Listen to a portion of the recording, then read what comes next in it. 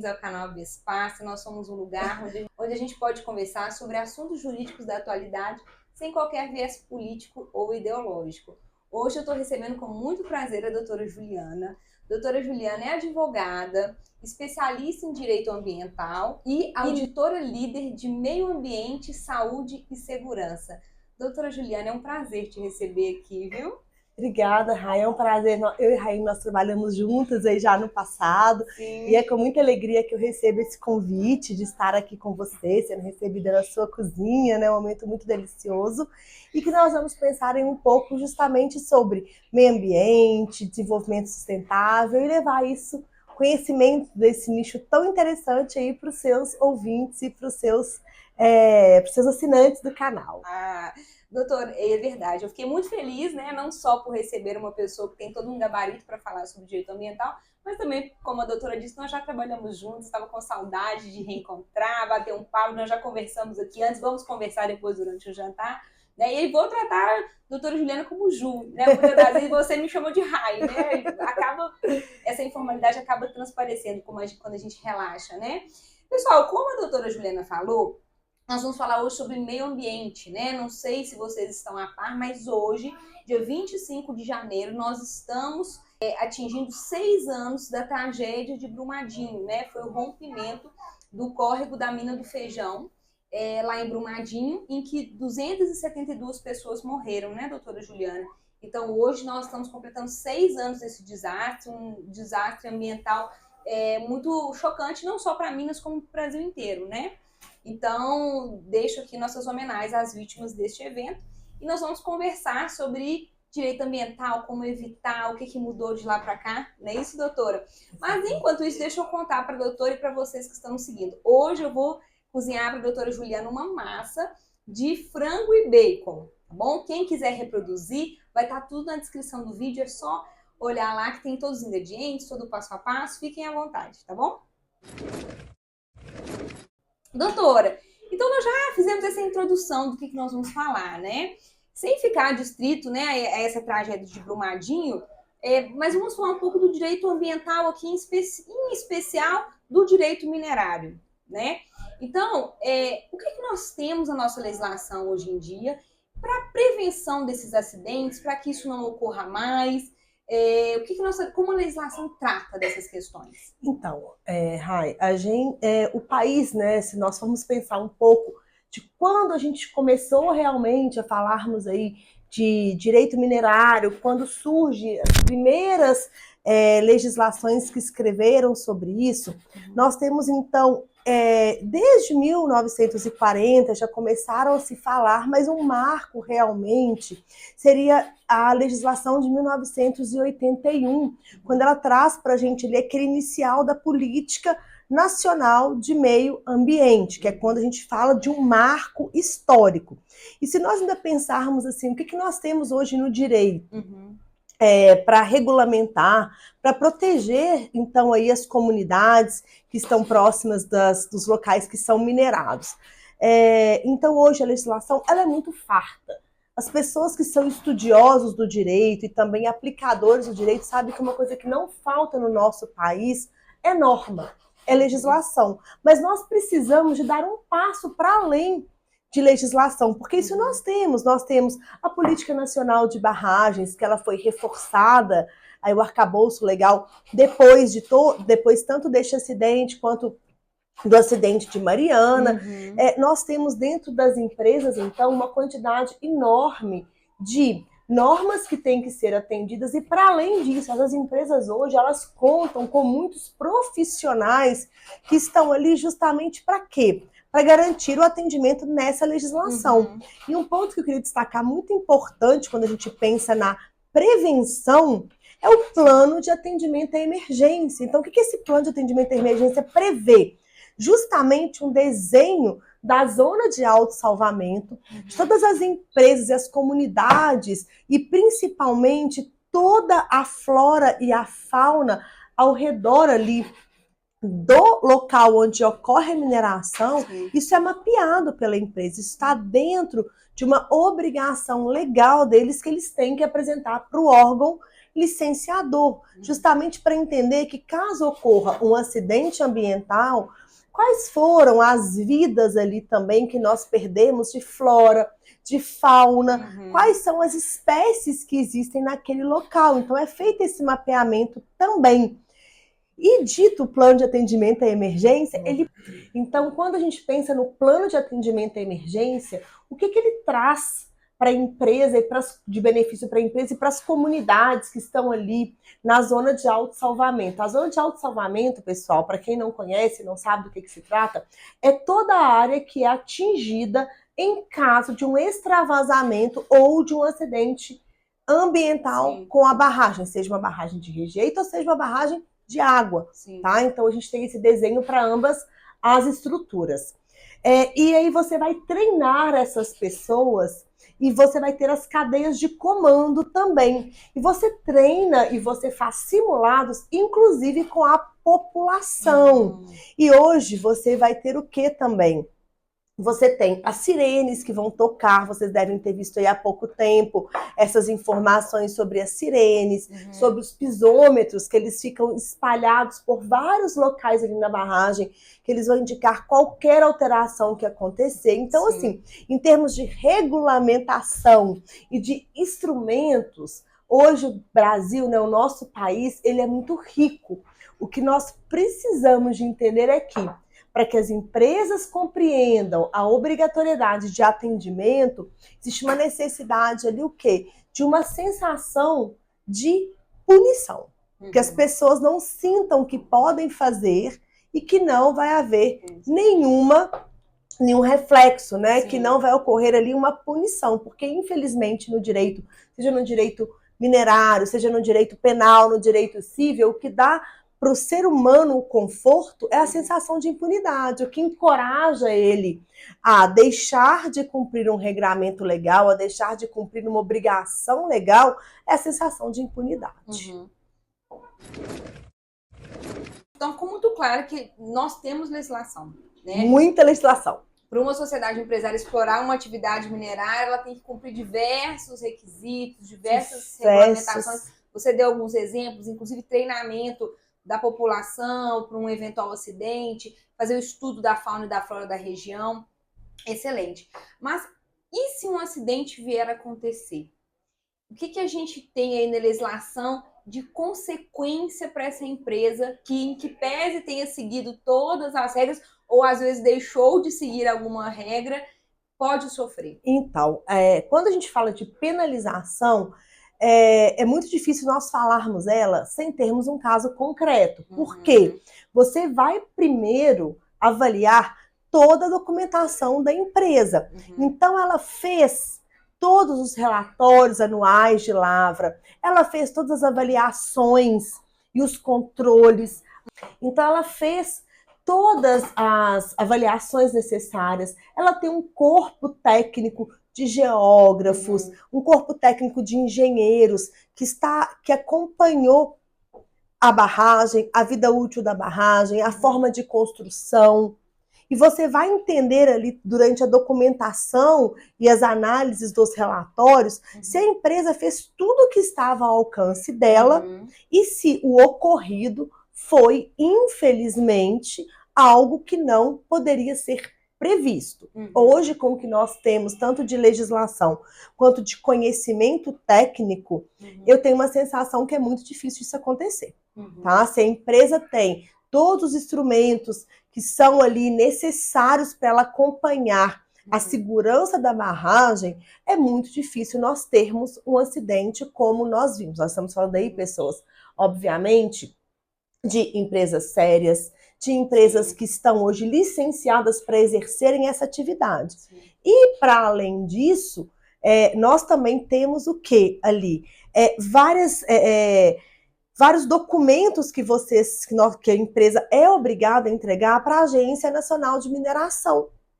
Então, esses documentos também são avaliados por uma terceira parte. Temos auditorias independentes que eles são obrigados a fazerem. Então, assim, é muita coisa que a empresa tem que fazer. Depois disso tudo feito e desses documentos todos produzidos, nós temos, então, no caso que você está aqui me propondo, temos a fatalidade, né, e o acontecido de ter tido um acidente ambiental. Sim. Então, dentro do acidente ambiental, eles serão, sim, julgados. Então, existe ali duas apurações, que é a apuração do CNPJ e a apuração do CPF, que são, então, da alta liderança, de quem tinha o poder decisório, o dever de fazer algo e não fez. Então, de acordo com a ação dele, ele vai ser punido, sim. Hoje nós temos a lei de crimes ambientais, que poderá ser reforçada também pelo Código Penal de acordo com o enquadramento e com o inquérito policial. Então, a pessoa pode sim ter uma pena privativa de liberdade e as multas administrativas são altíssimas. A gente pode ter multa ali até de 5 milhões, de 6, 10 milhões para cima, de acordo com o dano que foi causado. Entendi. Então, o que você está falando é o seguinte: além da empresa, né, da sociedade empresária, do CNPJ responder pelos danos que vier a causar, né, e aí de toda a ordem, né, dano ambiental, dano às pessoas, dano à vida das pessoas, a matéria, né, casa, carro das pessoas, o presidente da empresa, os diretores, aquelas pessoas ali que têm poder decisório e que eventualmente deixou de tomar alguma medida, né, foi omisso ou tomou uma medida que não era adequada, que são aí os CPFs, também podem vir a responder. Exatamente. E também de toda ordem, né, doutora Juliana? Criminalmente, civilmente, sim, administrativamente. De toda ordem. E aí, quando a gente fala na autodireção, é porque a gente parte do pressuposto que quem estava na base das gerências e das operações, que eles reportaram. Se as gerências e as operações não reportarem, não tiveram uma evidência de que as informações que elas foram de fato repassadas para a alta direção, obviamente ali que quem irá responder é quem tinha o dever de informar e não informou. Por isso que hoje, quando nós falamos em responsabilização com essas alterações que ocorreram, todo e qualquer empreendimento minerário hoje, ele vai ter um responsável técnico que vai emitir uma anotação de responsabilidade técnica por aquela atividade minerária, pela mina. Então, diretamente, qualquer ação ou omissão, o primeiro a ser investigado será justamente ele. Por quê? Pela função dele, ele tem o poder e o dever de acompanhar e de saber tudo o que está acontecendo ali naquele empreendimento. Entendi. Doutora Juliana, uma outra coisa que me surgiu enquanto a doutora estava explicando é o seguinte: né, a gente falou dessa documentação que é necessária, que tem todo um arcabouço jurídico preventivo e que, eventualmente, mesmo que tudo seja cumprido, pode haver uma fatalidade.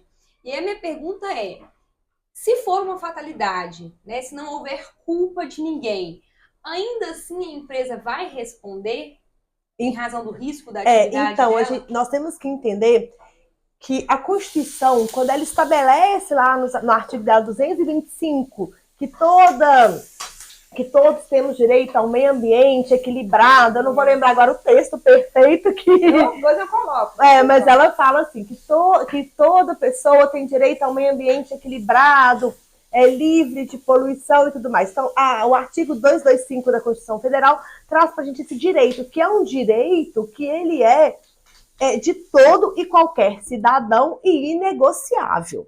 Então, o que a gente fala do direito ambiental? O direito ambiental independe da culpa ou do dolo quanto à obrigação de devolver a natureza para o status antes do acidente. É óbvio que nós sabemos que quando nós pensamos ali num campo rupestre, quando nós pensamos num cerrado, numa Mata Atlântica, você não vai pegar uma Mata Atlântica que já está em estágio avançado de desenvolvimento e conseguir fazer com que em 3 anos, 5 anos, que se reestabeleça. Mas eles vão ter a obrigação ali de restituir, então de fazer todo um programa de recomposição e durante o tempo todo, até que se retorne para o status anterior, todo o custo e a obrigação de acompanhamento, de proteção daquele local é da empresa, independente da culpa ter sido dela ou não. É o que você falou. A partir do momento que a gente tem o risco da atividade, você assume, junto com o risco, você assume justamente também o dever de ressarcir e de manter. Um Entendi. exemplo muito interessante sobre isso, Rai, é quando nós pensamos na exploração, aqui saindo um pouquinho do tema, mas eu acho que a gente, quando fala de meio ambiente, a gente é um apaixonado por meio ambiente, acabamos falando de outras coisas também que têm muita relevância. Nós sabemos, por exemplo, que é da União os rios, os lagos e os oceanos, que não existe uma propriedade privada sobre esses bens. Então, você pensa assim, mas então e uma hidrelétrica? Uma hidrelétrica, você tem o direito ali, concedido pela União, de que você explore para gerar o quê? Você vai gerar a energia para você.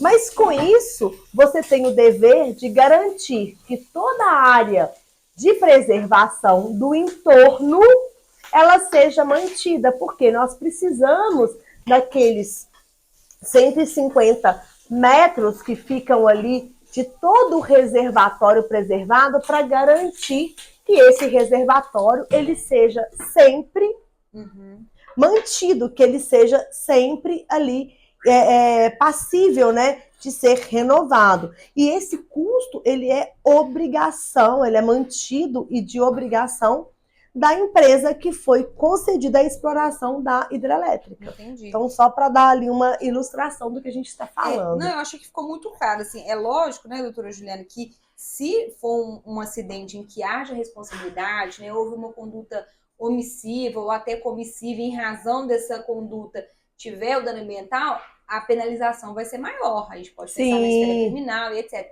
Mas o que então ficou muito claro é, mesmo que não haja culpa, né, mesmo que seja uma questão da natureza, uma fatalidade, tem o risco da atividade. Então a empresa vai responder da mesma forma e vai ter que deixar ali o meio ambiente mais próximo do que ele encontrou, né? A ideia exatamente, exatamente. E aí, relembrando um pouco desse acidente lá de Brumadinho, né? Nós comentamos que completa hoje 6 anos deste acidente. E houve alguma evolução da nossa legislação de lá para cá?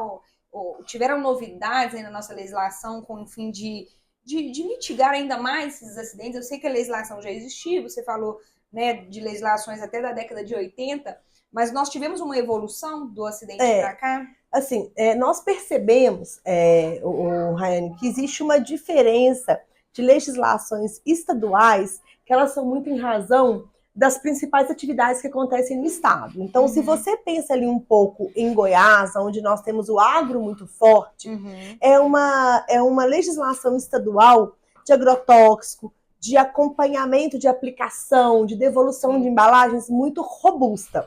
Quando nós voltamos aqui para Minas Gerais, onde uma das principais atividades que nós temos é a atividade minerária, nós sempre tivemos legislações muito robustas. Infelizmente, quando acontece um acidente, como aconteceu o de Mariana, depois o de Brumadinho, as pessoas têm aquela primeira sensação de que aconteceu porque não tinha legislação. Então, é óbvio que aumentou a quantidade de normativas, né, principalmente as portarias, as deliberações normativas, enrijeceu-se um pouco mais o licenciamento ambiental estadual também. Hoje nós temos aí o Copan, já tínhamos ele há muito tempo, mas hoje assim, sempre com um viés, né, uma leitura um pouco ali diferente, em razão justamente das experiências negativas que nós tivemos. E a própria população, ela hoje recebe de uma forma diferente a atividade minerária, porque a maioria das pessoas chegou a perder um conhecido ou um parente, e aquilo causou um clamor, a gente fala assim, um clamor público. Causou, mas em contrapartida a gente sempre se pergunta assim, essas pessoas, elas também olharam para dentro dela. Quando eu palestrei muito nessa época, eu fazia muito essa ponderação com quem estava me ouvindo. As pessoas olharam para dentro delas e pensaram quanto que elas também têm responsabilidade ao pensar e ao consumir. Porque a mineração, a gente pensa assim, a mineração do ouro, do diamante. Não, gente, a gente tem atividade minerária na pasta de dente que a gente consome. Nós temos atividade minerária no tratamento de água que nós estamos ali abrindo a nossa torneira todos os dias. na roupa que nós utilizamos. Então, hoje, a atividade minerária, ela está em todas as etapas do nosso dia a dia. E eu sempre convido as pessoas muito a refletirem nesse sentido. Será que vale a pena eu trocar o meu celular, eu trocar a minha televisão? Você já fez a conta de quanto na pilha de estéreo você vai estar contribuindo para isso? Não estou aqui de forma nenhuma querendo falar, vamos parar, né, de consumir, vigiando o consumo de cada casa, não. Mas é uma reflexão mesmo. Uma reflexão interna de como nós estamos lidando no nosso dia a dia com o nosso consumo. Sim. Porque a legislação, sim, ela ficou mais restritiva? Ficou. Óbvio que a partir do momento que a gente vivencia uma situação como nós vivenciamos, é normal que se tenha do poder executivo, do poder legislativo principalmente, uma resposta ao clamor público. Sim. Mas só isso não vai adiantar. Nós temos, então, que investir o quê? Investir em fiscalização, investir no consumo consciente, na compra consciente, em conhecer principalmente a cadeia de fornecimento do consumo daquele produto. Então, eu sempre brinco que não existe almoço grátis. Se você pega dois produtos muito similares, com uma diferença de preço muito absurda, você pode ter certeza que ali você teve um desvio na cadeia. Sim. Na cadeia produtiva, que de alguma forma ali, em algum momento, houve uma exploração, seja do meio ambiente ou seja do ser humano. Tá? E a gente tem assim, eu acho que é importante a gente destacar hoje, as normas da mineração, elas são basicamente pela Agência Nacional de Mineração, que veio substituindo o antigo DNPM. E a Agência Nacional de Mineração, Raiane, pasme, mas ela foi criada, sabe quando? 2017. Entrou, assim, efetivamente em novembro de 2018, tá?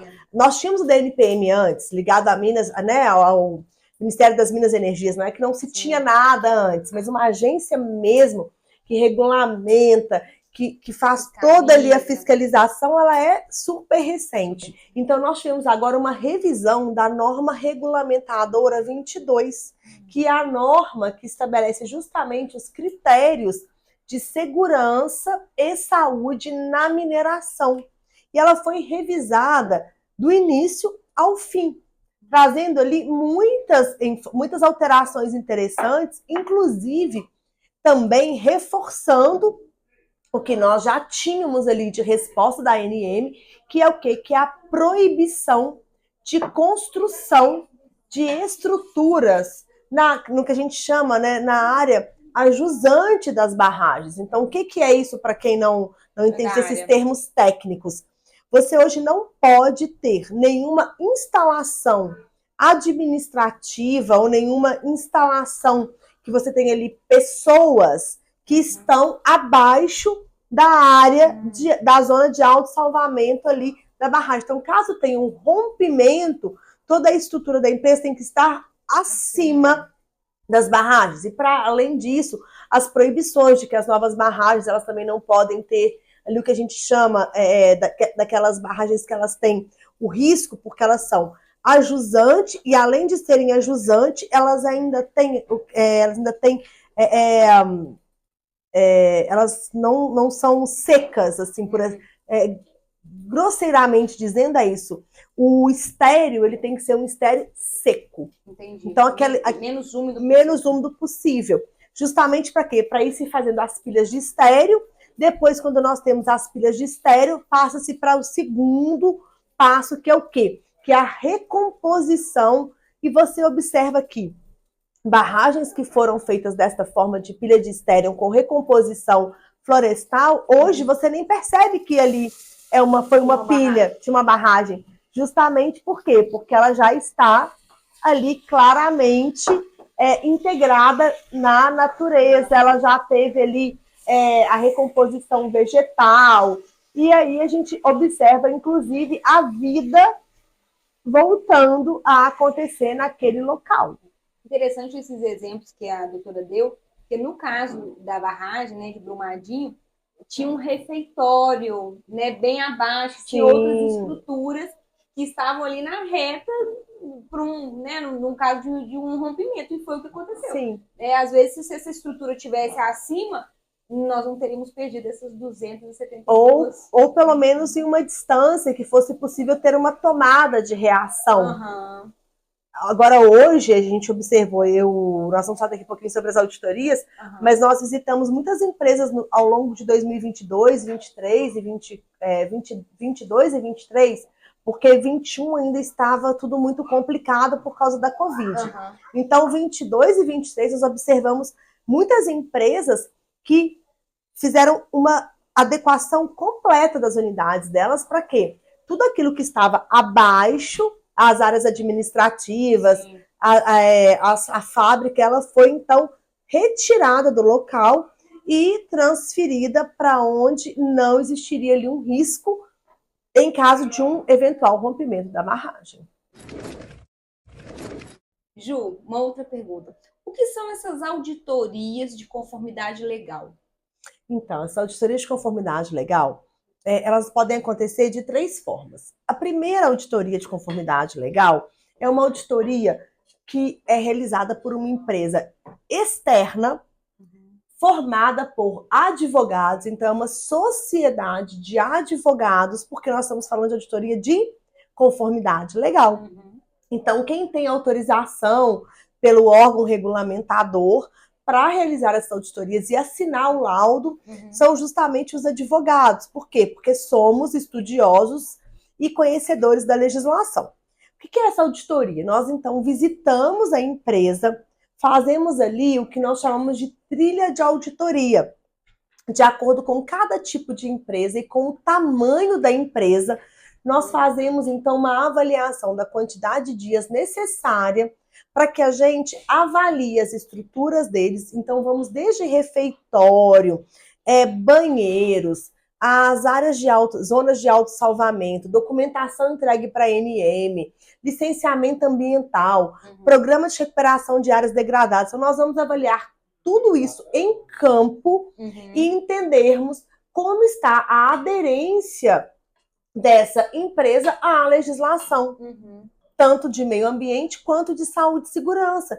Porque a gente tem falado muito aqui, né, Rayane, justamente em razão da data que aconteceu o acidente, mas nós também temos que pensar nas pessoas que estão trabalhando lá. Por quê? Eles, por vezes, eles têm contato com produto químico, com poeira, e não é simplesmente chegar lá e trabalhar. Então, essas pessoas, eles passam por um treinamento robusto. É um treinamento muito grande, eles já têm que vir com algumas especialidades ali, de alguns cursos inerentes à própria atividade, mas para além disso, eles têm que ser treinados de acordo com o conteúdo programático da norma regulamentadora 22, para que eles saibam todos os riscos que existem naquela atividade. E nós avaliamos justamente isso também. Eles foram treinados, eles entendem o risco da atividade, eles estão usando os equipamentos de proteção individual. Aquele risco, ele poderia ter sido mitigado, de repente, com um controle que, às vezes, não seria individual, mas seria um controle coletivo. Existe alguma medida de engenharia para reduzir o risco? Então, tudo isso também é avaliado quando nós estamos fazendo a auditoria de conformidade legal, que eu falo assim que é a minha grande paixão hoje, você ir até uma empresa e entender o quanto que ela está preocupada com aquele atendimento ao requisito legal. E temos também a auditoria que acontece ali no dia a dia da empresa, que aí eles já fazem um checklist mais resumidinho para entender aquela aderência do dia a dia. Então, eles estão usando os equipamentos de proteção individual, porque normalmente nós vamos lá uma vez por ano, uma vez a cada 6 meses, mas e o dia a dia? Então, e o programa, né? O programa de conservação auditiva, tem também os programas de controle respiratório, que vai acompanhando toda a saúde desses trabalhadores por meio do atestado de saúde ocupacional e toda a listagem de exames que eles fazem, que a gente também avalia tudo isso. Esses exames fazem sentido para essa atividade que ele faz? É óbvio que ali a gente tem um médico, né, que é o médico do trabalho que determinou, mas nós, como advogados, também conseguimos fazer uma avaliação crítica de tudo isso e, ao final da auditoria, do fechamento, nós nos reunimos com a alta liderança e informamos para ele tudo que nós vimos ali de bom mas tudo que nós vimos ali também de risco. E entregamos esse documento para eles, que eles vão tratar justamente para quê? Para que eles consigam, então, em um tempo mais curto, de acordo com a urgência de cada desvio, adequar para que eles protejam tanto a natureza, né, o meio ambiente, quanto também os empregados e o entorno, a população ali do entorno. Ju, interessantíssimo, né? Porque eu não sei na sua época, na minha época de graduação, a gente não tinha direito ambiental na nossa grade. Assim, hoje em dia, acredito que são poucas as faculdades que colocam ali o direito ambiental como uma matéria do currículo, né? Que não seja uma atividade extracurricular. E eu queria saber a sua opinião de como está esse nicho mercadológico, porque eu acredito que deve ser um nicho carente de profissional. Com certeza, porque mesmo as pessoas, às vezes, que têm um primeiro contato com o direito ambiental, eles têm um primeiro contato com o direito ambiental contencioso, que é o tradicional do advogado. O advogado ele vai por duas vertentes. Ou ele é seduzido pelo direito ali, realmente o direito penal, o direito tributário, o direito civil, ele vai trabalhar no contencioso, ou ele foi seduzido pelos cargos públicos. Sim. Só que pouco se conhece quanto a esse nicho da auditoria de conformidade legal, que ela tem todo um papel de quê? Ela tem todo um papel preventivo. Então, o nosso papel ali é falar para a empresa, olha, eu estou aqui para pegar na sua mão e te dizer tudo o que você pode melhorar para evitar qualquer sanção penal, sanção administrativa, desvio legislativo e principalmente para que o seu empregado ele tenha uma sensação de pertencimento e de proteção no trabalho dele, sabe? Então isso é muito importante. E esse nicho hoje a gente é muito carente. Quando nós abrimos lá no escritório vagas para advogados se candidatarem, muitas vezes a gente percebe que chegam pessoas que se candidataram que não compreenderam ainda a vaga, que ainda não entenderam o que nós fazemos.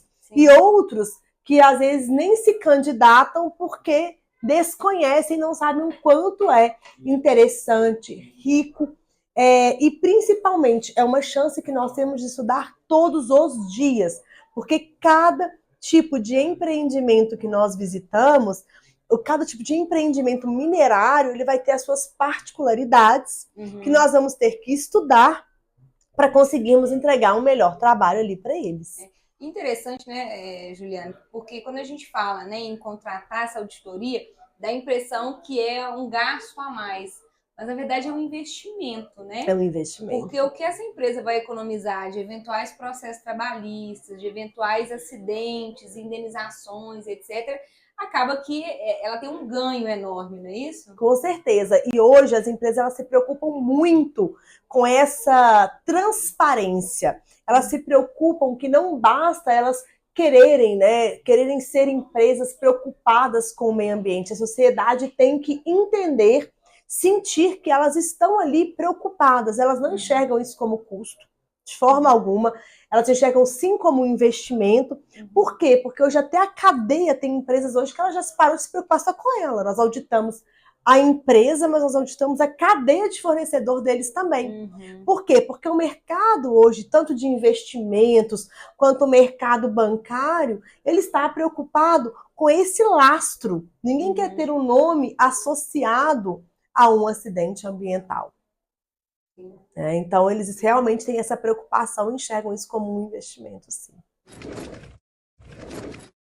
Doutora Juliana, uma última coisa, então, para a gente poder encerrar. Você falou dessa cadeia de consumo, e realmente é um assunto que ele não é muito de conhecimento público. Então, eu queria dicas para as pessoas que se atentam a isso, as pessoas que estão preocupadas em consumir um produto, né, mais legal possível, né, no sentido de observar a legislação. O que a gente deve observar ao consumir esse tipo de produto que tem aí alguma relação com a mineração, né? Isso. Então, hoje, nós temos aqui no país as certificações, que a gente chama de certificações ISO. Então, nós temos a ISO 9001, que ela é uma ISO de qualidade. Então, ela garante que aquele produto é um produto que segue as normas de qualidade. Nós temos a ISO 45001, que ela vem dizendo, então, que aquela norma atende aos requisitos, então ela tem uma porcentagem mínima de quando existe uma auditoria independente, e hoje nós temos aí a Bureau Veritas e outros organismos que fazem essa acreditação, tá? A 45.001, então, são normas de saúde e segurança, e depois nós temos a 14.001, que são normas de saúde e segurança. Mas nós temos hoje no Brasil empresas de mineração que se preocupam muito com essa cadeia e com mostrar realmente para o mercado o quanto elas querem ter uma mineração sustentável. Sim. E nós estamos já observando no mercado brasileiro empresas que estão certificando pelo IRMA. Então, o IRMA, ele é uma certificação voluntária internacional que tem ali todo um papel de garantir que aquela empresa ela atende aos mais altos padrões de mineração sustentável. Então, ela vai para além das regras de meio ambiente e saúde e segurança. Por quê, Rai? Porque eles também querem entender a relação da mineração com a comunidade. Então, como a comunidade daquele entorno enxerga a atividade minerária, como que a comunidade daquele entorno é beneficiada. Então, isso é uma atenção que as empresas hoje elas têm muito com a comunidade, que é o quê? Um compromisso de desenvolver a comunidade, dando ali desde treinamento para as pessoas, para que eles possam depois trabalhar para a empresa, como também muitas vezes nós temos ali a compra, né, preferencial do comércio local. E aí o que eu sempre digo é assim, entenda a cadeia produtiva. E como que você vai entender a cadeia produtiva? Buscando saber se esse produto seu ele é certificado, se ele não veio de um garimpo ilegal, se ele tem os selos de certificação, que você vai encontrar sempre nos produtos, seja ele um selo da Anvisa, um selo ISO, um selo do Inmetro, na embalagem do produto. E quando a gente pensa na mineração, que é muito amplo, né? Porque você pensa assim, no ouro, que o ouro ele tem toda uma cadeia de certificação. Então, é entender se esse ouro que você está comprando, se essa peça que você está dando de presente, se ela vem de uma mineração sustentável. Tá? Porque realmente, se a gente pensa assim num computador, se nós pensamos de repente em um celular, como que é difícil a gente acompanhar essa cadeia toda, né? Mas assim, eu te falo que hoje no nosso país, as empresas que nós acompanhamos lá no escritório, elas realmente têm essa preocupação já muito no DNA delas. E foi muito gratificante, nós acompanhamos no ano de 2022 um cliente nosso ter essa certificação IRMA, foi um orgulho para a gente, enquanto consultor da empresa, enquanto auditor, quando eles receberam essa certificação. Porque a gente entende que o país está no caminho certo. Se as pessoas quiserem, elas conseguem fazer direito, conseguem fazer bem. E é isso que nós, enquanto consumidores, temos que ter o nosso papel. Muito cuidado a comprar uma coisa de um local que a gente entenda ali que ele não tem uma característica, né? Não emite uma nota fiscal, não tem um CNPJ, não tem um alvará de funcionamento. Alvará de funcionamento a gente sabe que é obrigatório.